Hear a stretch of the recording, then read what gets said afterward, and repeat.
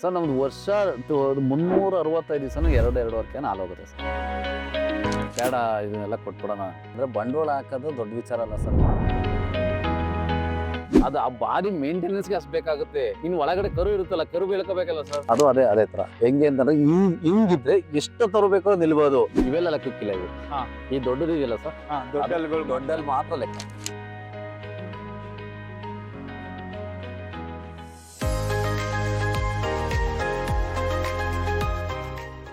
Sir, ಒಂದು ಹಸು ಈ ಡ್ರೈ ಫೀಡ್ಗೆ ಎಷ್ಟು ತಿಂಗಳು ಆದ್ಮೇಲೆ ಬರುತ್ತೆ ಕರು ಹಾಕಿದ್ಮೇಲೆ? ಸರ್ ಡ್ರೈ ಫೀಡ್ ಅಂತಂದ್ರೆ ಕರೆಕ್ಟ್ ಆಗಿ ಕರು ಹಾಕಿ 18ರಿಂದ 20 ದಿವಸಕ್ಕೆ 7 ಬರುತ್ತೆ. ಅವಾಗ ಕೊಡಿಸ್ಬಾರ್ದು.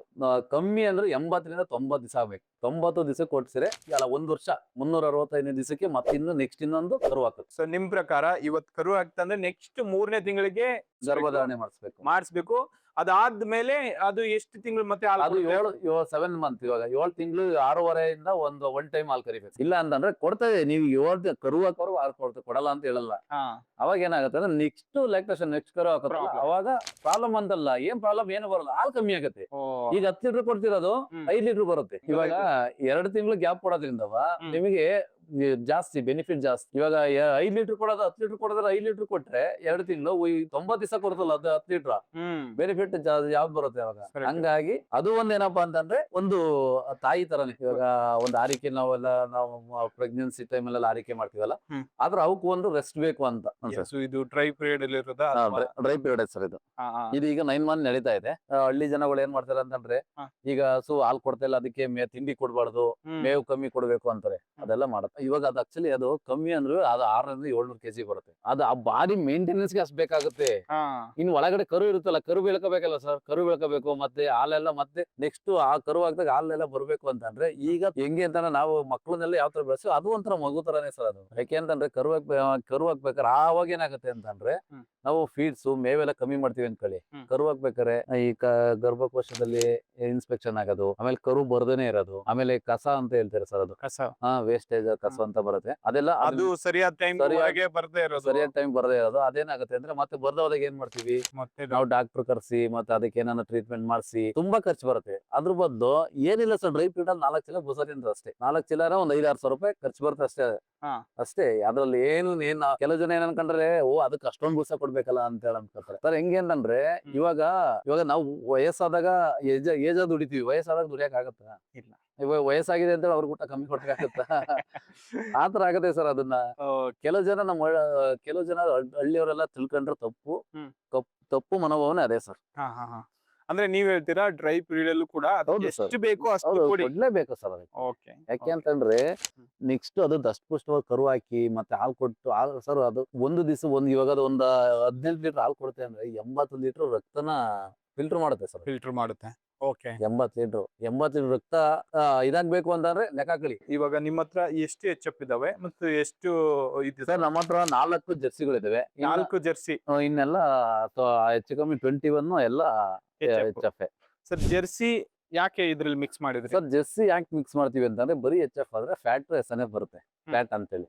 ಆ ಫ್ಯಾಟ್ ಬರಲಿಲ್ಲ ಅಂದ್ರೆ ಇವತ್ತಿನ ಏನು ಗೌರ್ಮೆಂಟ್ ಡೈರಿಯಿಂದ ಪ್ರೈವೇಟ್ ಡೈರಿವರೆಗೂ ಫ್ಯಾಟ್ ಮೇಲೆ ದುಡ್ಡು ಬರ್ತಾ ಇರೋದು. ಇವಾಗ ನಾವ್ ಏನ್ ಫ್ಯಾಟ್ ಕೊಡ್ತೀವಿ ಅದ್ರ ಮೇಲೆ ದುಡ್ಡು ಬರುತ್ತೆ. ಇವಾಗ ಬರೀ ಎಚ್.ಎಫ್ ಹಾಕಳ್ತು ಅಂದ್ರೆ ಹಾಲು ಇರುತ್ತೆ. ಎಚ್.ಎಫ್ ಅಲ್ಲಿ ತುಂಬಾ ಹಾಲು ಇರುತ್ತೆ. ಹಾಲು ಅದು ಹೆಚ್ಚು ಕಮ್ಮಿ 18-20ವರೆಗೂ ಹಾಲು ಇರುತ್ತೆ. 20 ಲೀಟರ್ ಹಾಲು ಕೊಡೋದು ಒಂದೇ.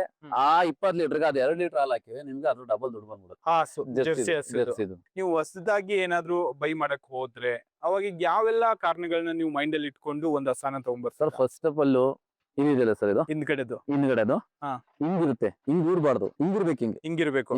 ಇದೆಲ್ಲ ಈ ತರ ಇರ್ಬೇಕು. ಅದು ಯಾಕೆ ಇರ್ಬೇಕು ಅಂತ ಹೇಳ್ತೀನಿ ಕೇಳಿ. ಇವಾಗ ನಮ್ಮ ಮನುಷ್ಯಗೆಲ್ಲ ಏನಂತಾರೆ ಹ್ಯಾಂಡಿಕ್ಯಾಪ್ಟ್ ಅಂತ ಹೇಳ್ತಾರೆ. ಅದು ಅದೇ ತರ. ಹೆಂಗೆ ಅಂತಂದ್ರೆ, ಹಿಂಗಿದ್ರೆ ಎಷ್ಟು ತರಬೇಕೋ ನಿಲ್ಬೋದು. ಹಿಂಗಾದ್ರೆ ಆಗಲ್ಲ. ಅಗಲ ಆಯ್ತು ಅಂದ್ರೆ ಕಷ್ಟ. ಓಕೆ, ಅದ್ ಮೊದ್ಲು ನೋಡ್ತಾ. ಎರಡನೇದು ಅಲ್ಲಿ ನೋಡ್ಬೇಕು ಸರ್. ಎಷ್ಟನೇ ಹಲ್ಲು ಇದೆ ಅಂತ? ಇದು 6 ಆಗಿದೆ ಸರ್. ಓಕೆ, ಇವೆಲ್ಲ ಲೆಕ್ಕಕ್ಕಿಲ್ಲ ಇವು. ಈ ದೊಡ್ಡದಿದೆಯಲ್ಲ ಸರ್, ದೊಡ್ಡಲ್ಲಿ ಮಾತ್ರ ಲೆಕ್ಕ. ಚಿಕ್ಕದೆಲ್ಲ ಲೆಕ್ಕಕ್ಕಿರಲ್ಲ. ಗೊತ್ತಾಯ್ತು. ಆ ಚಿಕ್ಕಲ್ಲು ಬಿದೋಗುತ್ತೆ, ಬಿದೋಗಿ ದೊಡ್ಡಲ್ ಬರುತ್ತೆ. ಹಾ. ಅವಾಗ ಅಲ್ಲಿ ಕೆಡವಿದೆ ಅಂದ್ರೆ ಇದಕ್ಕೆ ಎಷ್ಟು ವರ್ಷ ಆಗಿರ್ಬೋದು? 4 ವರ್ಷ, 6 4ರಿಂದ 5 ವರ್ಷ ಇರುತ್ತೆ. ಅಲ್ಲಿ ಕೆಡದು ಅಂದ್ರೆ ಹೆಚ್ಚು ಕಮ್ಮಿ 7ರಿಂದ 8 ವರ್ಷದ 7 ವರ್ಷನೂ ಆಗುತ್ತೆ. ಒಂದು ಲೈಫ್ ಸೈಕಲ್ ಅಲ್ಲಿ ಸರ್ ಒಂದು ಹಸು ಎಷ್ಟು ಕರು ಹಾಕ್ಬೋದು ಸರ್ ಕರೆಕ್ಟ್ ಆಗಿ ಫೀಡ್ ಕೊಡ್ಕೊಂಡ್ರೆ ನೀವು 10 ಕರುವರೆಗೂ ಮೇಂಟೈನ್ ಮಾಡ್ಬೋದು. ಆರೋಗ್ಯವಾಗಿದ್ರೆ ನೀವು ಅದಕ್ಕೆ ಕರೆಕ್ಟ್ ಆದ ಫೀಡ್ಸ್, ಕರೆಕ್ಟ್ ಆದ ಫುಡ್ ಕೊಟ್ರೆ ಅದು ಆರೋಗ್ಯನೇ ಕೆಡಲ್ಲ, ಕೆಡೋದಿಲ್ಲ. ಕೆಡದಂಗ್ ನೋಡ್ಕೊಂಡ್ರೆ ಅದು ಚೆನ್ನಾಗಿರುತ್ತೆ. ಹೌದು. 10 ಕರು ಅಂದ್ರೆ ಏನ್ ಕಡಿಮೆ ಅಲ್ಲ ಸರ್. ಹ್ಞೂ ಸರ್. ಯಾಕೆಂತಂದ್ರೆ ಇವಾಗ ಯಾಕೆ ಹೇಳ್ತೀನಿ ಅಂತಂದ್ರೆ, ಇವಾಗ ಒಂದ್ ಹಸು ತರ್ತೀನಿ ಅಂತಂದ್ರೆ ನೀವು ಎಂತ ಸುಮ್ನೆ ಏನೋ ಈ ತರ ಎಲ್ಲ ತರ್ತೀನಿ ಅಂತ ನಿಮ್ಗೆ 2 ಲಕ್ಷದವರೆಗೂ ಇಚ್ಛಾಗತ್ತೆ ಬಿಡಿ. ಸೊ ನಾವು ಸ್ಟಾರ್ಟ್ ಮಾಡಿದಾಗ ನಾವೇನ್ ಮಾಡ್ತೀವಿ, ಕರುಗುಡಿ ಯಾಕೆ ಅಂತಂದ್ರೆ ಅದು ಬೇರೆ ಹಾಲು ಕೊಡಿಸ್ಬೇಕು ಅಂತ ನಾವೇನ್ ಮಾಡ್ತಿದ್ವು, ಕೊಟ್ಬಿಡ್ತಿದ್ವಿ. ಯಾರ ಕೇಳ್ತು ಅಂತಾರೆ ಫ್ರೀ ಆಗಿ, ದುಡ್ಡಿಗಲ್ಲ, ಹೌದಾ, ಸುಮ್ನೆ ಎಡ್ಗಡೆ ಹೋಗ್ಬಿಡಿ ಅಂತ ಕೊಟ್ಬಿಡ್ತಿದ್ದು. ಓಕೆ. ಹಂಗಾಗಿ ಆಮೇಲೆ ಲಾಸ್ಟ್ ನಮ್ಮ ಡಾಕ್ಟರ್ ಪ್ರಶಾಂತ್ ಡಾಕ್ಟರ್ ಅಂತ ಹೇಳಿ, ಆಮೇಲೆ ಅವ್ರು ಹೇಳಿದ್ರು ನೀವು ಕರುಗೋಳು ಬೆಳೆಸಿ ಅಂತ ಹೇಳೋರು. ನಾವ್ ಒಂದೊಂದ್ ಟೈಮ್ ಬೇಜಾರ್ ಮಾಡ್ಕೊಂಡ್ವಿ, ಯಾವಾಗ ಬಂದ್ರು ಅದನ್ನೇ ಹೇಳ್ತಾರಲ್ಲಪ್ಪ ಅಂತೇಳಿ. ಕರುಗಳಿಗೆ ಅದಕ್ಕೆ 4 ಲೀಟರ್ ಹಾಲು ಅಂದ್ರೆ ಬೆಳಿಗ್ಗೆ 4, ಸಂಜೆ 4, 8, 16 ಲೀಟರ್ ಹಾಲು ಅಂದ್ರೆ ದುಡ್ಡು ಅಲ್ಲೇ ಹೋಗುತ್ತಲ್ಲ ಅಂತೇಳಿ. ಆದ್ರೆ ಇಲ್ಲಿ ಅಂತೇಳಿ ನಾವೇನ್ ಮಾಡುದು, ಇವೊಂದ್ 2ನ್ನ ಬೆಳೆಸೋಣ ಅಂದ್ರೆ ಬೆಳೆಸಿದ್ರಿ ತುಂಬಾ ಚೆನ್ನಾಗಿ ಬಂದ ಸರ್. 8 ಲೀಟರ್ ಬೆಳಗ್ಗೆ 4 ಲೀಟರ್, ಸಂಜೆ 4 ಲೀಟರ್, 8 ಲೀಟರ್ ಹಾಲು ಕೊಟ್ಟಿದೀವಿ ಒಂದ್ ದಿವಸಕ್ಕೆ. ಓಕೆ, ಇವೆರಡು ಕರುಗಳಿಗೆ ಎಷ್ಟು ಇವಾಗ ಏಜ್ ಸರ್ ಇದಕ್ಕೆ? ಸರ್ ಇವಾಗ 14 ತಿಂಗಳು ಇದೆ, ನಡೀತೈತೆ ಸರ್ ಇವಾಗ ಇದಕ್ಕೆ. 2 ಟ್ವಿನ್ಸ್, ಇದು ಟ್ವಿನ್ಸ್. ಓಕೆ. 14 ತಿಂಗಳು, ಈಗ 2 ತಿಂಗಳು ಪ್ರೆಗ್ನೆನ್ಸಿ. 2 ತಿಂಗಳು ಪ್ರೆಗ್ನೆನ್ಸಿ. ಸರ್ ಇವಕ್ಕೂ ಅಷ್ಟೇ, ಇವಕ್ಕೂ 200 kg ಬರ್ಬೇಕು ಸರ್ ಒಂದ್ ಬಾಡಿ ವೆಯ್ಟ್. ಆವಾಗ ನೀವು ಅದು ಹೆಲ್ದಿ 200 kg ಆದ್ರೆ ಆಮೇಲೆ ನೀವು ಅದಕ್ಕೆ 7 ಕೊಡಿಸ್ಬೋದು. ಯಾಕೆ ಅಂತಂದ್ರೆ ಅದ್ರಲ್ಲೂ ಗರ್ಭಕೋಶ ಬೆಳ್ಕೋಬೇಕು. ಅದು ತಾಯಿ ಆಗ್ಬೇಕು ಅಂತಂದ್ರೆ ಅಷ್ಟು ಕೆಪಾಸಿಟಿ ಬೇಕು. ಇಲ್ಲ ಅಂತಂದ್ರೆ ಅದು ಬೆಳೆಯಲ್ಲ. ಸರ್ ಇದಕ್ಕೆ ನಾನು ಒಂದು ಕ್ವಶನ್ ಕೇಳಬೇಕು. ನಾನು ಸುಮಾರು ಒಬ್ಬ ರೈತರ ಹತ್ರ ಮಾತಾಡಿದೆ, ಅವ್ರ ಕರುಗಳಿಗೆ ನೀರ್ ಕುಡಿಯಕ್ಕೆ ಬಿಡೋದಿಲ್ಲ ಸರ್. ಆಕ್ಚುಲಿ ನಾನು ಹೇಳಿದೆ ಸರ್, ಫಸ್ಟ್ ಸಮವಾಗಿರ್ಬೇಕು ಸರ್ ಎಲ್ಲದು. ಇವಾಗ ಹಾಲನ್ನು ಇವಾಗ ನಾವು 8 ಲೀಟರ್ ಹಾಲು ಕೊಡ್ತೀವಿ ಅಂದ್ರೆ ಕಮ್ಮಿ ಅಂದ್ರೆ 2 ಲೀಟರ್ ನೀರು ಕುಡಿಲೇಬೇಕಲ್ಲ. ಹೌದಾ? ಹೌದು, 2 ಲೀಟರ್ ನೀರು ಕುಡಿಲೇಬೇಕು ಸರ್. ಜಾಸ್ತಿ ನೀರು ಕುಡಿದ್ರೆ ಕರುಗಳಲ್ಲಿ ಸರ್ ಇಲ್ಲ, ಕುಡಿಯಲ್ಲ. ನಾನು ಹೇಳ್ದೆ ಕರೆಕ್ಟ್ ಆಗಿ ನೀವು ಹಾಲು 8 ಲೀಟರ್ ಹಾಲು ಕೊಟ್ರೆ ಅದು ನೀರಿಗೆ ಆಸೆ ಪಡಲ್ಲ. ಕೆಲವೊಬ್ರು ರಿಸ್ಟ್ರಿಕ್ಟ್ ಮಾಡ್ಬಿಡ್ತಾರೆ, 2 ಲೀಟರ್. 2 ಲೀಟರ್ ಅವಾಗ ಏನಾಗುತ್ತೆ ಅಂದ್ರೆ ಅದು ಅದ್ರ ಕಡೆಗೆ ಹೋಗ್ಬಿಡುತ್ತೆ. ಹೆಂಗೆ ಅಂತಂದ್ರೆ ಇವಾಗ ಅದ್ ನೀರ್ ನೋಡಿದ್ರೆ ಅದ್ರ ಕಾನ್ಸಂಟ್ರೇಷನ್ ಅದ್ರ ಕಡೆಗೆ ಹೋಗ್ಬಿಡುತ್ತೆ. ಯಾಕೆ ಅಂತಂದ್ರೆ ಹೊಟ್ಟೆ ತುಂಬಿಸ್ಕೋಬೇಕು. ಇವಾಗ ಹೊಟ್ಟೆಲಿ ಹಾಲಿಲ್ಲ ಅಂತಂದ್ರೆ ಏನ್ ಮಾಡ್ತೀವಿ, ಏನಾರು ಒಂದ್ ತಿನ್ಕೊಂಡು ಕುಡ್ಕೊಂಡು ಹೊಟ್ಟೆ ತುಂಬಿಸ್ಕೋಬೇಕು ಅನ್ನೋ ರೀತಿ ಹೋಗುತ್ತೆ. ಅವಾಗ ಏನಾಗುತ್ತೆ ಅಂದ್ರೆ ಹೊಟ್ಟೆ ಉದ್ಕೊಳುತ್ತೆ, ಬೇದಿ ಸ್ಟಾರ್ಟ್ ಆಗುತ್ತೆ, ಗಂಜಲಗಳು ಯೆಲ್ಲೋ ಕಲರ್ ಸ್ಟಾರ್ಟ್ ಆಗುತ್ತೆ, ರೆಡ್ ಕಲರ್ ಬರುತ್ತೆ. ರೆಡ್ ಕಲರ್ ಬರೋದು ಏನಕ್ಕೆ ಅಂತಂದ್ರೆ ಸರ್, ಅದು ಆ ಬಾಡಿಲಿ ಜೀರ್ಣ ಆಗಲ್ಲ. ತಿಂದಿದ ಆಹಾರ ಜೀರ್ಣ ಆಗೋದು ಜಾಸ್ತಿ, ಬೇರೆ ಫುಡ್ ತಿಂದ್ರು ಜೀರ್ಣ ಆಗೋವಷ್ಟು ಕೆಪಾಸಿಟಿ ಇದ್ರೆ ಮಾತ್ರ ಜೀರ್ಣ ಆಗೋದು. ಅದ್ ಬಿಟ್ಬಿಟ್ಟು ಎಲ್ಲಾ ಜೀರ್ಣ ಆಗದಿರ ಕುಡ್ಕೊಬಿಟ್ರೆ, ಅದು ಒಂದೇ ಸಲ ನೀರ್ ಕುಡಿದ್ರೆ ನೀವು ಹಾಲ್ ಜೊತೆ ನೀರ್ ಕುಡಿ, ಕರೆಕ್ಟ್ ಮಿಕ್ಸ್ ಆಗುತ್ತೆ. ಅವಾಗ ಏನಾಗುತ್ತೆ ಅಂದ್ರೆ ಸರ್, ಇದ್ರಲ್ಲಿ ಏನಾಗುತ್ತೆ ಅಂತಂದ್ರೆ ನಮ್ ಜನಗಳು ತಿಳ್ಕೊಂಡಿರೋ ತಪ್ಪು. ರುಮಾಲು ಅಂತ ಒಂದು ಒಳಗಡೆ ಒಂದು ಇದಿದೆ ಸರ್ ಹಸ್ಗಳಿಗೆ. ಆ ರುಮಾಲಲ್ಲಿ ಏನಾಗುತ್ತೆ ಅಂತಂದ್ರೆ ಇದು ಆಕ್ಚುಲಿ ಡೈರೆಕ್ಟ್ ಬರೀ ನೀರ್ ಕುಡಿತಾವಲ್ಲ, ಅವ್ರು ರುಮಾಲ್ ಒಳಗೆ ಹೋಗ್ಬಿಡುತ್ತೆ. ಅದು ಹೋದಾಗ ಏನಾಗುತ್ತೆ ಅಂದ್ರೆ ಅದು ರುಮಾಲಿಗೆ ಫಸ್ಟ್ ತಿಂದು ಮೇವು ರುಮಾಲಿಗೆ ಹೋಗಿ ರುಮಾಲಿಂದ ಮತ್ತೆ ವಾಪಸ್ ಎಳ್ಕೊಳುತ್ತೆ ಸರ್. ಇದು ಆತರ ಎಳ್ಕೊಂಡು ಇದೇನಂಗೆ ಅಂದ್ರೆ ಸ್ಟಾಕ್ ಮಾಡ್ಕೊಂಡಿದೆ ರುಮಾಲ್ ಒಳಗಡೆ. ಆಮೇಲೆ ಅದನ್ನ ವಾಪಸ್ ಮಲ್ಕಂತೀವಲ್ಲ, ಅದನ್ನ ರಿಟರ್ನ್ ಎಳ್ಕೊಂಡು ಅವಾಗ ಏನ್ ಮಾಡ್ತಾರೆ, ಜೀರ್ಣಕ್ರಿಯೆ ಶಕ್ತಿ ಕಲ್ಸುತ್ತೆ. ಅವಾಗ ಏನಾಗುತ್ತೆ ಅಂದ್ರೆ ಇದು ರುಮಾಲ್ ಒಳಗೆ ಹೋಗಲ್ಲ, ಇದು ಡೈರೆಕ್ಟ್ ಕರಳೊಳಗೆ ಹೋಗುತ್ತೆ. ಕರಳೊಳಗೆ ಹೋದಾಗ ಏನಾಗುತ್ತೆ ಅಂದ್ರೆ ಜೀರ್ಣ ಆಗಿರೋದಲ್ಲ, ಹಂಗಾಗಿ ಆತರ ಸ್ಟಾರ್ಟ್ ಆಗುತ್ತೆ, ಪ್ರಾಬ್ಲಮ್ ಸ್ಟಾರ್ಟ್ ಆಗುತ್ತೆ. ಇಷ್ಟು ಮಾಡಕ್ಕೆ ಎಷ್ಟು ಖರ್ಚು ಮಾಡಿದಿರಾ ಸರ್? ಇವಾಗ ನಮ್ದು ಟೋಟಲಿ ಅಲ್ಲಿ ಏನ್ ಪೆನ್ಸಿಲ್ ಇದೇನು 30 ಕ್ವಿಂಟಲ್ ಏನ್ ಇನ್ವೆಸ್ಟ್ ಮಾಡಿದ್ವಿ, ಇದಾಗ್ಬೋದು ಲೇಬರ್ ಶೆಡ್, ಇದು ಬಂಕರ್ಗಳು, ಮತ್ತೆ ಇದೆಲ್ಲ ಸೇರ್ಕೊಂಡು ಒಂದು 65ರಿಂದ 70 ಲಕ್ಷ ಖರ್ಚು ಮಾಡಿದೆ ಸರ್. 65ರಿಂದ 70 ಲಕ್ಷ ಖರ್ಚು ಮಾಡಿದ್ದೀರಾ. ತುಂಬಾ ಜಾಸ್ತಿನೇ ಇನ್ವೆಸ್ಟ್ಮೆಂಟ್ ಆಗಿದೆ ಸರ್. ಯಾಕೆ ಅಂತಂದ್ರೆ ಇವಾಗ ಇನ್ವೆಸ್ಟ್ಮೆಂಟ್ ಮಾಡ್ಲಿಲ್ಲ ಅಂತಂದ್ರೆ ದುಡಿಮೆ ಮಾಡಕ್ಕಾಗಲ್ಲ. ಕರೆಕ್ಟ್. ಇವಾಗ ಹೇಳ್ತೀನಿ ಕೇಳಿ, ಇವಾಗ ಬೈ ಚಾನ್ಸ್ ಇವತ್ತು ನಾವು ಬರ್ಲಿಲ್ಲ ಅಂತ ಒಂದ್ ವೇಳೆ ಇಲ್ಲಿ ಆರಾಮಾಗಿ ಇವು ಪಾಡಿಗೆ ಇವು ಇರ್ತವೆ, ತಿರ್ಗಾಡ್ಕೊಂಡಿರ್ತವೆ. ಇವಾಗ ಈ ತರ ಸೇಫ್ಟಿ ಮಾಡಿಲ್ಲ ಅಂದ್ರೆ ಏನಾಗುತ್ತೆ ಹೇಳಿ, ನಾವು ಧೈರ್ಯವಾಗಿ ಬಿಟ್ಟುವಕ್ ಆಗಲ್ಲ. ಆಗಲ್ಲ. ಸೊ ಪ್ರಾಬ್ಲಮ್ ಅನ್ನಕ್ಕಿಂತಲೂ ಈ ತರ ಇದ್ದಾಗ ಏನಾಗುತ್ತೆ ಅಂದ್ರೆ, ಇವಾಗ ಬೇರೆ ಕಡೆ ಹೋಯ್ತಿವಿ ಬಿಟ್ಟ ತಕ್ಷಣ ಇವೆಲ್ಲೂ ಹೋಗಲ್ಲ. ಈಗ ಆರಾಮಾಗಿ ಅವಕ್ಕೆ ಎಲ್ಲಿ ಬೇಕಲ್ಲಿರ್ತವೆ, ಒಳಗಡೆನೆ ತಿರ್ಕೊಂಡು ಆರಾಮಾಗಿ. ಸರ್ ಒಂದ್ ಸ್ವಲ್ಪ ಇನ್ವೆಸ್ಟ್ಮೆಂಟ್ ಆಗುತ್ತೆ, ಇಲ್ಲ ಅಂತಲ್ಲ. ಇವಾಗ ಹೆಂಗೆ ಅಂತಂದ್ರೆ ಬಂಡವಾಳ ಆಗ್ತಲ್ಲ, ಯಾವ್ದೇ ಒಂದು ಬಂಡವಾಳ ಆಗ್ತಲ್ಲ ಯಾವ್ದು ದುಡಿಯಕ್ ಆಗಲ್ಲ ಸರ್. ಇವಾಗ ಬಹಳಷ್ಟು ರೈತರು ಇರ್ತಾರೆ ಸರ್, ಒಂದ್ ಸ್ವಲ್ಪ ಆ ಕಡೆ ಈ ಕಡೆ ಎಲ್ಲೋ ದುಡ್ಡು ಇದ್ದಿರುತ್ತೆ, ಅದನ್ನ ಇಂಥದಕ್ಕೆ ಒಂದ್ ಸ್ವಲ್ಪ ಇನ್ವೆಸ್ಟ್ಮೆಂಟ್ ಮಾಡಿ ಸ್ಟಾರ್ಟ್ ಮಾಡ್ಬೇಕು ಅಂತ ಅಂತಾರೆ. ಸೊ ಅವ್ರಿಗೆ ಏನ್ ನೀವು ಹೇಳಕ್ ಇಷ್ಟಪಡ್ತೀರಾ ಸರ್? ಅಂದ್ರೆ ಅವಾಗ ಏನಾಗುತ್ತೆ, ನಮ್ದು ದುಡ್ಡು ನೋಡ್ಕೋಬೇಕು ಸರ್. ಇವಾಗ ಉದಾಹರಣೆ ನಮ್ದು ಒಂದ್ 2 ಲಕ್ಷ ಇದೆ ಅಂತಂದ್ರೆ ಆ 2 ಲಕ್ಷಕ್ಕೆ ಏನಾಗುತ್ತೆ ಅಷ್ಟು ಮಾತ್ರ ಮಾಡ್ಕೋಬೇಕು. ಓಕೆ. ಇವಾಗ 2 ಲಕ್ಷಕ್ಕೆ ಒಂದ್ 5 ಕ್ವಿಂಟಲ್ ಈ ತರ ಪೆನ್ಸಿಲ್ ಹಾಕೊಂಡು ಒಂದ್ 2-3 ಲಕ್ಷದಲ್ಲಿ ಒಂದ್ 5 ಕುಂಟೆ 2 ಕುಂಟೆ 3 ಇಂದ 5 ಕುಂಟೆ ಒಳಗಡೆ ಮಾಡ್ಕೋಬಹುದು ಸರ್. ಓಕೆ. ಅಷ್ಟು ಮಾಡಿ ಮಾಡ್ಕೋಬಹುದು. ಸ್ಟಾರ್ಟಿಂಗ್ ಅಲ್ಲಿ ಅಷ್ಟು ಮಾಡ್ಬೋದು. ಇಷ್ಟು ಹಸುಗಳಿಂದ ಎಷ್ಟು ಇವಾಗ ಹಾಲಿನ ನಿಮ್ ಪ್ರೊಡಕ್ಷನ್ ಆಗ್ತಾ ಇದೆ ಸರ್? ಸರ್ ಹಿಂಗೆ ಅಂತಂದ್ರೆ ನಾವು ಇಷ್ಟು ಹಸುಲಿ ಇಷ್ಟೇ ಲೀಟರ್ ಬರುತ್ತೆ ಅಂತ ಹೇಳಕ್ಕಾಗಲ್ಲ. ಓಕೆ. ಇವಾಗ ಮ್ಯಾಕ್ಸಿಮಮ್ ಅಂದ್ರೆ ನಮ್ದೊಂದು 95-100 ಲೀಟರ್ ಬರ್ತಾ ಇರುತ್ತೆ. ಅದ್ರಲ್ಲಿ ಏನಾಗುತ್ತೆ ಅಂತಂದ್ರೆ ಇವಾಗ ಇದು ಕರು ಹಾಕಿದೆ ಅಂತಂದ್ರೆ ಅದ್ರಲ್ಲಿ ಒಂದು ಡ್ರೈ ಪೀರಿಯಡ್ ಬರುತ್ತೆ, ಬರ್ಲೇಬೇಕದು ಬರುತ್ತೆ. ಸರ್ ನಮ್ದು ವರ್ಷ 365 ದಿವಸನೂ 2-2.5 ಕ್ಯಾನ್ ಹಾಲು ಹೋಗುತ್ತೆ ಸರ್. ಫಿಕ್ಸ್ 100 ಲೀಟರ್ ಫಿಕ್ಸ್, ಬೆಳಗ್ಗೆ 100 ಸಂಜೆ 100 ಫಿಕ್ಸ್ ಆಗ್ಬಿಡುತ್ತೆ. ಫಿಕ್ಸ್ ಅಂದ್ರೆ ಎವರೇಜ್ ಆಗಿ ನೀವು ತಗೊಂಡ್ರೆ ಅಂದ್ರೆ ಜಾಸ್ತಿ ಒಂದೊಂದ್ ಟೈಮ್ ಅಲ್ಲಿ ಜಾಸ್ತಿ ಇರುತ್ತೆ. ನಾನು ಹೇಳ್ತಿರೋ 365 ದಿವಸನು ಎವರೇಜ್ ಆಗಿ 100 ಲೀಟರ್ ಫಿಕ್ಸ್ ಇರುತ್ತೆ. ಸೊ ಅಲ್ಲಿಗೆ ನಿಮ್ಗೆ ರೇಟ್ ಏನ್ ರೇಟ್ ಸರ್? ಅಂದ್ರೆ ನಾವು ಇವಾಗ ಏನು ನಾವು ಫ್ಯಾಟ್ ಕೊಡ್ತೀವಿ ಅದ್ರ ಮೇಲೆ ಡಿಪೆಂಡ್. ಮ್ಯಾಕ್ಸಿಮಮ್ ಒಂದು 39-40 ರೂಪಾಯಿ ಬರುತ್ತೆ ಸರ್ ನಮ್ಗೆ. ಓಕೆ. 39 ಇಂದ 40 ರೂಪಾಯಿ ಫಿಕ್ಸ್ ಆಗಿರುತ್ತೆ, ಫಿಕ್ಸ್ ಆಗಿ ಸಿಗ್ತಾ ಇದೆ. ಸೊ ಅಲ್ಲಿಗೆ ನೀವು ಕ್ಯಾಲ್ಕುಲೇಷನ್ ಮಾಡ್ಕೊಳ್ಳಿ, ನೋಡಿ ಎಷ್ಟಾಗುತ್ತೆ ಏನು. ಬಟ್ ಅಷ್ಟೇ ಕಷ್ಟನೂ ಇದೆ, ಸಕ್ಸಸ್ ಆದ್ರೆ ನಿಮ್ಗೆ ಅದು ಲಾಭನೂ ಕೊಡುತ್ತೆ. ಸೊ ಇನ್ನೊಂದು ಸರ್ ಮುಖ್ಯವಾದ ಕ್ವಶನ್, ನೀವು ಇದಕ್ಕಿಂತ ಮುಂಚೆ ಎಲ್ಲಾದ್ರೂ ಟ್ರೈನಿಂಗ್ ಅಂತದೆಲ್ಲ ತಗೊಳಕ್ ಹೋಗಿದ್ದು ಸರ್? ಆಕ್ಚುಲಿ ಟ್ರೈನಿಂಗ್ ಏನು ಹೋಗಿರ್ಲಿಲ್ಲ. ಇದನ್ನ ಹೇಳ್ಬೇಕು ಅಂದ್ರೆ ನಮ್ಮ ಡಾಕ್ಟರ್ ಹೇಳಿದ್ನಲ್ಲ, ನಾವು ಫಸ್ಟ್ ಸ್ಟಾರ್ಟಿಂಗ್ ಒಂದ್ 3 ವರ್ಷ 4 ವರ್ಷ ಸ್ಟಾರ್ಟ್ ಮಾಡಿದಲ್ಲ. ಅವಾಗ ಏನಾಯ್ತು ಅಂದ್ರೆ ನಾನು ಸ್ಟಾರ್ಟ್ ಮಾಡ್ದು ಕರು ಹಾಕ್ದಾಗ ಒಂದು ತೈಲೇರಿ ಅಂತ ಒಂದು ಕಾಯಿಲೆ ಬರ್ತದೆ ಸರ್. ಅದು ಒಂದು ಇಂಜೆಕ್ಷನ್ 1850 ರೂಪಾಯಿ ಯಾಕಂದ್ರೆ 1900 ಬೀಳುತ್ತೆ. ಆಮೇಲೆ ಅದನ್ನ ನಮ್ಮ ಡಾಕ್ಟ್ರು ಬರ್ದ್ಬಿಟ್ಟು ಕೊಟ್ರು, ಇದೊಂದು ಇಂಜೆಕ್ಷನ್ ತಗೊಂಡ್ ಬನ್ನಿ ಅಂತ. ನಾನೇನ್ ಮಾಡಿದೆ, ಮೆಡಿಕಲ್ಗೆ ಹೋದೆ. ಮೆಡಿಕಲ್ 1800 ರೂಪಾಯಿ ಕೊಡಿ ಅಂದ್ರು. ನನಗೆ ಫುಲ್ ಶಾಕ್ ಆಗೋಯ್ತು, 1800 ರೂಪಾಯಿನ ಅಂತೇಳಿ. ಆಮೇಲೆ ಏನ್ ಮಾಡಿದೆ, ಅವಾಗ ನನ್ನ ಮೈಂಡ್ ಔಟ್ ಅಲ್ಲಿ ಒಂಥರ ಸ್ಟ್ರಕ್ ಆದಂಗಾಗಿ, ಬೇಡ ಇದನ್ನೆಲ್ಲ ಕೊಟ್ಬಿಡೋಣ ಏನಾರ ಅವಾಗ ಏನಾಯ್ತು ಅಂದ್ರೆ ಒಂದೇ ಇಂಜೆಕ್ಷನ್ಗೆ ಏನಾರ ಸ್ವಲ್ಪ ಈಗ 5-6 ಇಂಜೆಕ್ಷನ್ ಹೋದ್ರೆ ಎಷ್ಟು ದುಡ್ಡು ಹಾಕ್ಬೇಕು ಅಂತೇಳಿ ಏನ್ ಮಾಡುದು, ಅವಾಗ ಬೇಡ ಅಂತೇಳಿ. ಆಮೇಲೆ ಡಾಕ್ಟ್ರು ಬಂದ್ಮೇಲೆ ಇಂಜೆಕ್ಷನ್ ಮಾಡಿದ್ರು. ಆಮೇಲೆ ಅದು ಒಂದೇ ಡೋಸಿಗೆ ಹುಷಾರಾಯ್ತು. ಹುಷಾರಾದ್ಮೇಲೆ ನಂದು ಅದೇ ಮೈಂಡ್ ಅಲ್ಲಿ ಇತ್ತು, ಯಾಕೆಂದ್ರೆ ಬೇಡ ಬೇರೆ ಕಡೆ ಮತ್ತೆ ನಾವು ಮಾಡ್ತೀವಿ, ಸೆಂಟ್ರಿಂಗ್ ಕೆಲಸ ಮಾಡ್ತಾ ಇದ್ದೆ. ಮತ್ತೆ ಅದೇ ಕೆಲಸದ ಅಲ್ಲಿ ಹೆಂಗ ಅವ್ರ ಜೊತೆಗೆ ಹೋದ್ರೆ ಬೆಳಗ್ಗೆ 6 ಗಂಟೆ ಸಂಜೆ 1000 ಕೊಡ್ತಾರೆ, ಹೆಂಗ ತಿಂಗಳಿಗೆ ಒಂದು 30,000 ಖರ್ಚಿಲ್ದಂಗೆ ಬಂದ್ಬಿಡ್ತೀವಿ ಅನ್ನೋ ರೀತಿಲಿ ಮೈಂಡ್ ಔಟ್ ಆಗ್ಬಿಡ್ತು. ಆಮೇಲೆ ನಮ್ ಡಾಕ್ಟ್ರು ಬಂದ್ರು. ಆಮೇಲೆ ಒಂದ್ಸತಿ ಬಂದ್ರು ಪಾಪ ಅವ್ರು ಹಿಂಗೆ ಸುಮಾರು ಒಂದು ಅರ್ಧ ಗಂಟೆ ಮಾತಾಡಿದ್ರು, ಏನು ಈ ತರ. ಆಮೇಲೆ ಅವರು ಅಲ್ಲಿಂದ ಸ್ಟಾರ್ಟ್ ಮಾಡಿದ್ರು.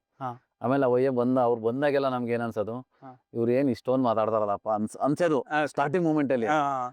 ಆಮೇಲೆ ನಮ್ ಡಾಕ್ಟರ್ ಏನ್ ಮಾಡಿದ್ರು, ನಮ್ಮನಿಗೆ ಒಂದು ಇದು ಕಳ್ಸಿದ್ರು ಮೀಟಿಂಗಿಗೆ. ಹಾಸನದ ಮೆಡಿಕಲ್ ಕಾಲೇಜಲ್ಲಿ ಒಂದು ಮೀಟಿಂಗ್ ನಡೀತಿ ಸರ್, ಅಲ್ಲಿ ಕಳ್ಸಿದ್ರು. ಅಲ್ಲಿ ಹೋಗ್ಬಿಟ್ಟು ಬನ್ನಿ, ಅಲ್ಲಿ ಹೋಗಿ ಅದೊಂದು ಫಸ್ಟ್ ಆ ಮೀಟಿಂಗ್ ಇಂದಲೂ ಒಂದು ಫಾರಂ ಕಳ್ಸಿದ್ರು ಚಂದ್ರಾಯಪಟ್ಟಣದಲ್ಲಿ. ಚಂದ್ರಾಯಪಟ್ಟಣದಲ್ಲಿ ಇವಾಗ ಅವರು ನಮ್ಮಂಗೆ ಅವರು ಇದೇ ತರ ಮಾಡ್ಕೊಂಡಿದ್ದಾರೆ. ಅಲ್ಲಿ ಕಳ್ಸಿದ್ರು. ಅಲ್ಲಿಗೆ ಹೋಗಿ ಅಲ್ಲಿ ಸುಮ್ನೆ ಅವ್ರೇನು ನೀವೇನು ಮಾಡ್ಬಿಡಿ, ನೀವು ಹೋಗಿ ಬನ್ನಿ ಅಂದ್ರು ಅಷ್ಟೇ. ಅಲ್ಲಿಗೆ ಹೋದ ತಕ್ಷಣ ಸರ್ ಇದೇ ತರ ಮಾಡಿದಾರೆ ಅವ್ರಿಗೆ.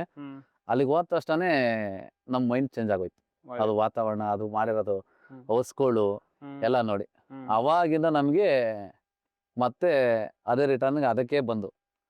ಅವಾಗ ಏನಾಯ್ತು, ನಮ್ ಡಾಕ್ಟರ್ ಅವಾಗ ಒಂದೊಂದೇ ಸ್ಟೆಪ್, ಇವಾಗ ಕಾಯಿಲೆ ಬರೋಕೆ ಏನ್ ಮಾಡ್ಬೇಕು, ಕಾಯಿಲೆ ಬರ್ದಂಗೆ ಯಾವ ತರ ಮಾಡ್ಬೇಕು, ಯಾವ ತರ ಫೀಡ್. ನಾವೇನ್ ಮಾಡ್ತಿದ್ವು ಅಂತಂದ್ರೆ ಸರ್, ಅವಾಗ ನೀರ್ ಕುಡ್ಸಿರೇ ಮೇವ್ ಹಾಕೋದು, ಯಾವ್ದು ಮತ್ತೆ ನೀರ್ ತಿನ್ಕೊಂಡಿದ್ರೆ ಮತ್ತೆ ಮೇವ್ ಹಾಕೋದು, ಮತ್ತೆ ಹಾಲ್ ಕರೆದ ಮೇವ್ ಹಾಕೋದು, ಮತ್ತೆ ಸಂಜೆ ಮೇವ್ ಹಾಕೋದು, ಈ ತರ ಎಲ್ಲ ಮಾಡ್ತಾ ಇದ್ವು.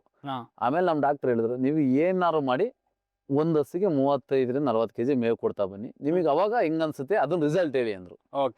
ನಾವ್ ಅನ್ಕೊಂಡು ಇವ್ರು ಏನ್ ಈ ತರ ಹೇಳ್ತಿದಾರಲ್ಲಪ್ಪ ಅನಿಸ್ತು. ಆಮೇಲೆ ಮಾಡೋದು ಸರ್, ನಾವ್ ಆಮೇಲೆ ಅವಾಗ್ಲೂ ಸೈಲೇಜ್ ಎಲ್ಲ ಇತ್ತು. ಅವಾಗ ಏನ್ ಮಾಡೋದು, ಅದನ್ನ ಫಾಲೋ ಅಪ್ ಮಾಡೋದು. 1 ವಾರ ಫಾಲೋ ಅಪ್ ಮಾಡಿದಾಗ ಏನಾಯ್ತು, ಸ್ಕೂಲ್ ಸ್ವಲ್ಪ ಸ್ಲೋ ಆಯ್ತು. ಯಾಕೆಂದ್ರೆ ಅದಕ್ಕೆ ಅಡ್ಜಸ್ಟ್ ಆಗ್ಲಿಲ್ವಲ್ಲ. ಆಮೇಲೆ ಆಗ ಇರ್ಲಿ ನೋಡೋಣ ಅನ್ಕೊಂಡು ಮತ್ತೆ 1 ವಾರ ಮತ್ತೆ ಅದೇ ತರ 1 ವಾರ ಕಂಟಿನ್ಯೂ ಮಾಡುದು. ಆ ಕಂಟಿನ್ಯೂಟಿಲಿ ಏನಾಯ್ತು, ಇವಾಗ 10 ಲೀಟರ್ ಬರ್ತಾ ಇದ್ದು 15 ಲೀಟರ್ ಆಯ್ತು. ಇನ್ಕ್ರೀಸ್ ಆಯ್ತು. ಯಾಕೆ ಇನ್ಕ್ರೀಸ್ ಆಯ್ತು ಅಂತ ಅಂದ್ರೆ, ಇವಾಗ ಅದು ಮೇ ತಿಂದ್ಬಿಟ್ಟು ಮಲ್ಕ್ ಹಾಕ್ಬೇಕು. ಮೆಲ್ಕ್ ಮಲ್ಕ್ ಹಾಕ್ತಕ್ಕೆ ಏನಾಗುತ್ತೆ ಅಂತಂದ್ರೆ ಒಳ್ಳೆ ಆರೋಗ್ಯ ಬಂದ್ಬಿಡುತ್ತೆ. ಹಾ ಇವಾಗ ತಿಂತಾನೆ ಇದ್ರೆ ಹೋಗಿ ಸ್ಟಾಕ್ ಆಗುತ್ತೆ, ಬೇದಿ ಆಗುತ್ತೆ, ಬೇದಿ ಬರೀ ಆಗುತ್ತೆ. ಸಗಣಿ ಆಗ್ತವೆ, ಹ್ಮ್ ಆತರ ಎಲ್ಲ ಆಗೋದು. ಆಮೇಲೆ ನಮ್ ಡಾಕ್ಟರ್ ಅಂದ್ರು ಸರ್ ಈ ತರ ಆಯ್ತು ಸರ್ ಅಂತ ಅಂದು. ಹ್ಮ್. ನೀವ್ ಇವಾಗ ಅವ್ರು ಹೇಳಿದ್ರು ಇವಾಗ ನೀವು ಒಂದು ರೂಟಿಗೆ ಬಂದಿದ್ರ ಹಾ. ಇದನ್ನೇ ಫಾಲೋಅಪ್ ಮಾಡ್ಕೊ ಹೋಗಿ, ಹಾ. ನೀವು ಯಾಕೆ ಸಕ್ಸಸ್ ಆಗಲ್ಲ ಅಂತ. ಅಲ್ಲಿಂದ ಸ್ಟಾರ್ಟ್ ಮಾಡಿದ್ವಿ ಸರ್. ಇವತ್ತಿನವರೆಗೂ ದೇವ್ರ ಕೃಪೆ ಮತ್ತೆ ನಮ್ಮ ಡಾಕ್ಟರ್ದು ಒಂದು ಪರಿಶ್ರಮ. ಏನೇ ಮೇಜರ್ ಇತ್ತು ಅಂತಂದ್ರೆ ಫೋನಲ್ಲೇ ಸಾಲ್ವ್ ಮಾಡ್ತಾರೆ, ಇಲ್ಲ ಅಂತಂದ್ರೆ ಏನಾರು ಒಂದು ಒಟ್ಟು ಆಲ್ಟ್ರೇಟ್ ಮಾಡ್ಕೊಡ್ತಾರೆ ಅಲ್ವಾ. ಸರ್. ಏನಪ್ಪಾ ಅಂತಂದ್ರೆ ಇದ್ರಲ್ಲಿ ಇನ್ನೊಂದು ಹೇಳ್ತೀನಿ ಅಂತಂದ್ರೆ ನಮ್ಮ ಜನಗಳು ಏನ್ ಮಾಡ್ತಾರೆ ಅಂದ್ರೆ ಬಂಡವಾಳ ಹಾಕೋದು ದೊಡ್ಡ ವಿಚಾರ ಅಲ್ಲ ಸರ್. ಇಲ್ಲಿ ಹ್ಮ್. ಬಂಡವಾಳ ಎಲ್ಲೋ ಕೂತಿದ್ದು ಬಂಡವಾಳ ಹಾಕ್ಬಿಡ್ಬೋದು. ಓಕೆ ಇಲ್ಲಿ ನಾವು ನಿನ್ಕಂಡು ಮಾಡಿದ್ರೆ ಮಾತ್ರ ಹೈನುಗಾರಿಕೆ ಸಕ್ಸಸ್ ಆಗ ಕಾರಣ. ಆಗೋದು.